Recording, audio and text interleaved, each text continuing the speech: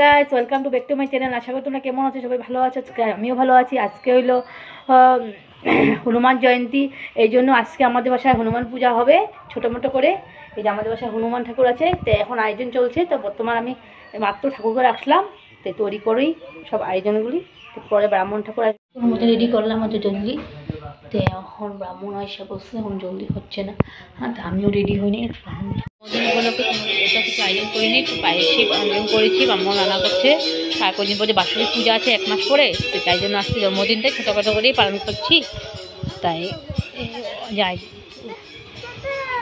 আয়োজন হয়ে গেছে। ব্রাহ্মণ আসবে, পূজা করবে। পূজা হচ্ছে, পূজা হবে।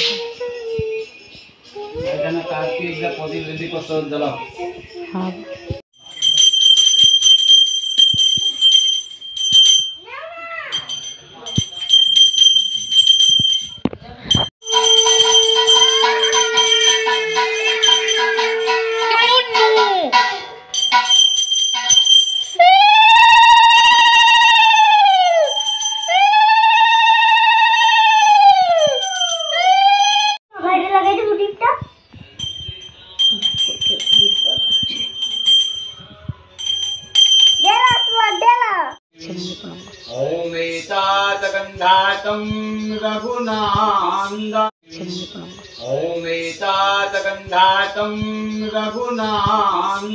এখন আমি অঞ্জলি দেব।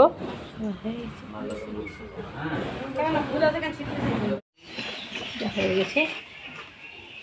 হনুমান জয়ন্তীর উপলক্ষে আমরা যাবো ওখানে গারো পাহাড় বলে বলে নতুন মন্দির স্থাপিত হয়েছে হনুমান ঠাকুর। তো এই বাড়িতে তো পূজা দেওয়া হয়ে গেল।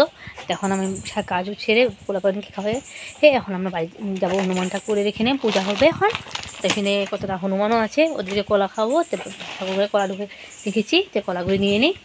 তো যাবো এখন।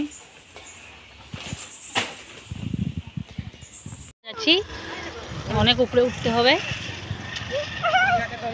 সবাই যাচ্ছে। এই উপরে উঠলাম, অনেক কষ্ট পাচ্ছে না হাঁটতে। আমার অনেক কষ্ট হয়ে গেছে ওঠার জন্য। সবাই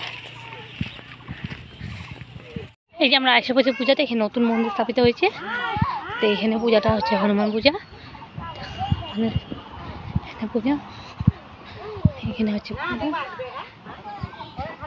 আজকে নতুন ফার্স্ট টাইম স্থাপিত হয়েছে, পূজা হচ্ছে অনেক উপরে। এই যে রাস্তাটা, এখানে দেখো, এখানে অনেক হনুমান আছে, তোমাদেরকে দেখাচ্ছি আমি।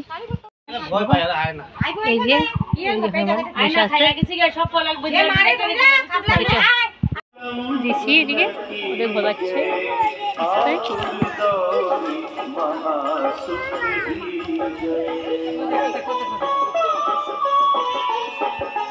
জয় শ্রীরাম, জয় শ্রীরাম, জয় শ্রীরাম। যারা হনুমানকে ভালোবাসেন, সত্যি ভক্ত হয়ে থাকে, সবাই লাইক করবেন, শেয়ার করবেন, সাবস্ক্রাইব করবেন।